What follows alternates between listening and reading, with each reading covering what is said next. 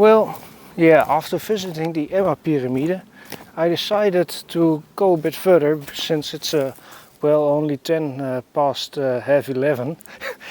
I thought it was not really time for lunch yet, so I found this really steep bit of forest here. So I decided to have a look at this as well. I mean, yeah, this looks really steep. I thought I could go to the city center of Arnhem and go around there, but I've been there quite recently in April, so I thought, nah, I'm not going to the city center. I just want to look a bit more in the woods. And yeah, this steep bit looks really interesting. I have no idea where this ends up actually. I'm just going to check this part for a bit and see where we end up. But yeah, of course I was talking about the computer. Yeah, that PC that I have is just a bit too old, because last week I was trying to do a Windows 10 upgrade. It currently runs the October version, but since then the April-May version update has been released, and my computer wouldn't upgrade. Turns out that my SSD was quite full and that I just didn't have enough disk space, and that became a bit of a problem. And since I already experienced well, a lot of slowdown with video editing, it's never going really smooth with Adobe Premiere Elements, especially if you want to have multiple layers on your timeline. It's just extremely slow on my old Core i3 third generation model from 2012 with 8 GB of RAM. It just isn't really doable. So that computer really needs to be upgraded. Of course I have other plans as well. Yeah, I might be looking into 5¼ floppy drives for PCs again. In early June I finally got that money back from eBay. It was quite a hassle. Had to go through PayPal, and yeah, it just was complicated.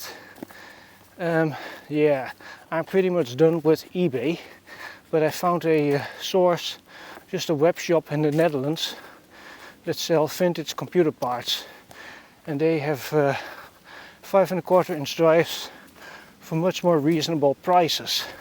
So I might be doing that soon. I'm not really sure yet, but I already bought 2 suitable floppy cables from that shop and they work fine.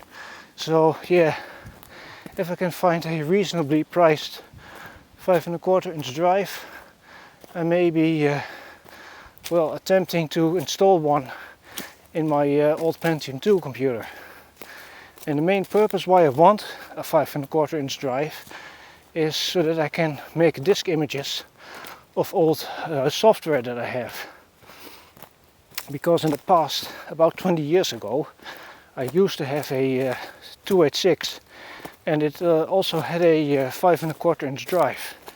And my dad's BBC Micro used to have 2 5¼ drives, but those drives are long gone, and I still have the floppies with some data on it.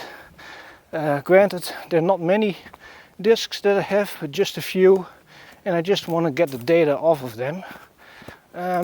With the Acorn Archimedes, that was my dad's second computer, that one actually uses 3.5-inch discs, and I've already made disk images of those, because with a well, Pentium 4 computer that still has an internal drive, you can use a program called OmniFlop or OmniDisk, and that can read a lot of well, alien disk formats, provided that you have a internal floppy drive that is connected to the motherboard.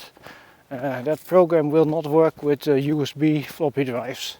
That's a bit of a technical story, but it has to do with the fact that that particular piece of software needs very low level access to the disk controller in order to read those non-MS-DOS formats. And that's why it doesn't work with a USB floppy drive. But yeah, I have plenty of old PCs that still have internal floppy drive connections. So using an old Aldi PC with a Pentium 4 processor is great for this purpose. And since I already have the right floppy cables now, I could also easily attach a 5¼ inch drive to that, because the BIOS supports it, and that's very important. The BIOS actually supports 5 different types of floppy formats. The really old 360K double density 5¼ inch, then you've got the high density 1.2 megabyte, and then you've got 3 different kinds of 3.5 inch discs.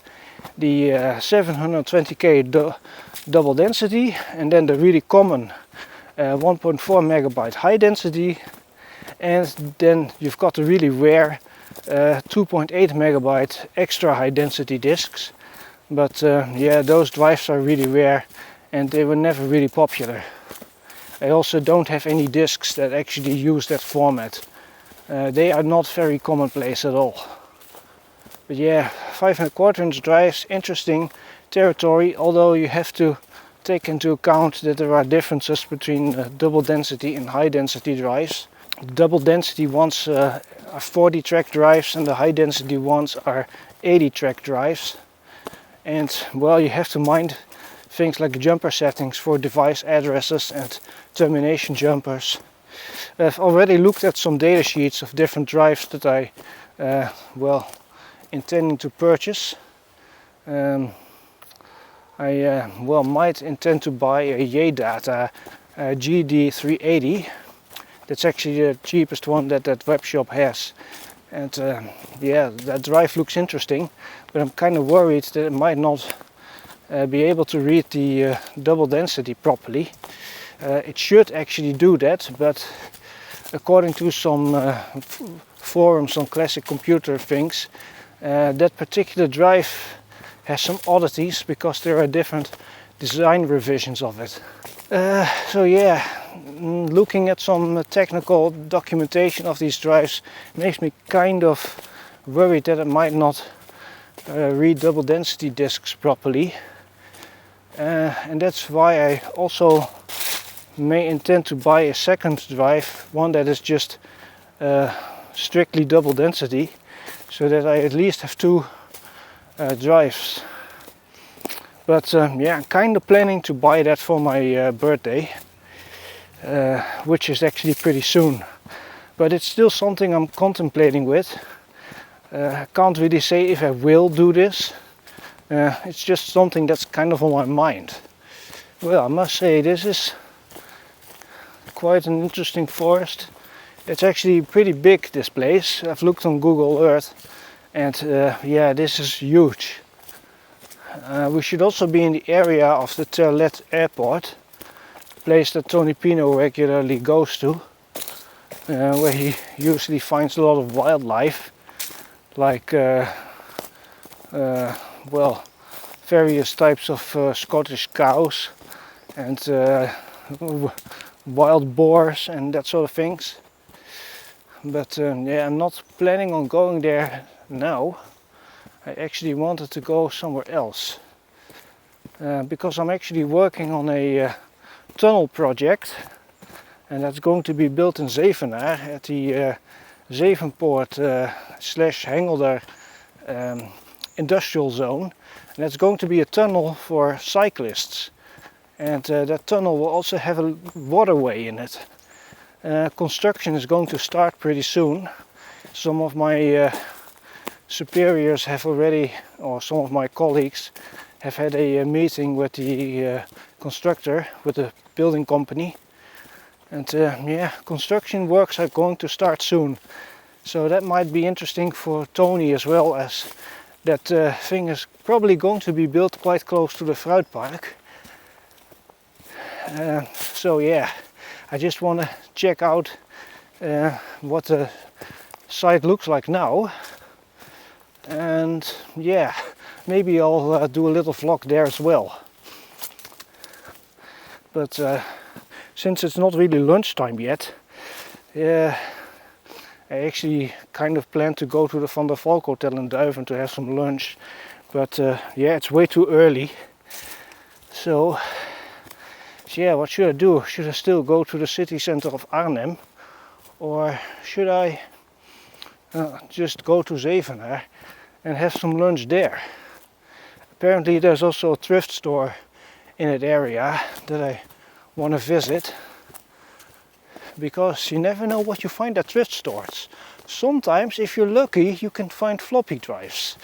Yeah, actually, about 2 weeks ago I found a 3.5-inch one at a thrift store locally, and it was only €1. But yeah, that was actually just one of those standard high density drives, but I picked it up anyway because it has a nice black bezel. And now I have two 3.5-inch drives in my Pentium 2 computer with black bezels. Oh, now I need to look where we came from, because we need to go high up. I want to go to the car now and go someplace else. Yeah. Am I lost? I don't know, I don't think so, but my intuition says we should go here. But according to my mum, in this area there's also a fountain called the Beekhuizense. Yeah, it's apparently some kid attraction. And apparently it's pretty old, because my mom is 74, and even in her childhood that thing already existed. I don't know if I'll go there. Hey, I might have a look, but apparently it's some kind of fountain that will just spray you with water when you least expect it. Something that apparently goes into some kind of random pattern. Ooh, this is very steep. Oh boy, I need to get back to the road. I wonder if am I walking in the wrong direction. If I only had a GPS. I think we came from there. What is this? Yeah, I probably head that way. But what is this? Something is fenced off here. And yet this is strange. Seems like they can open this up with this wire. Here, wire there, wire there. This thing is made to hinge. And there's one just to close this thing off. But why is it fenced off? I have no idea. Oh, it's only 11 o'clock. Yeah, it's far from lunchtime. It really isn't lunchtime until at least 12 o'clock. So if I would go to the Van der Valk Hotel, I probably wouldn't film the lifts, since I've already filmed those 2 years ago, and they were Mitsubishi lifts without sound effects. And of course, if they don't have the sound effects, they're not really fun. They gotta have the sound effects. So yeah, this is the right way. This is the really steep area.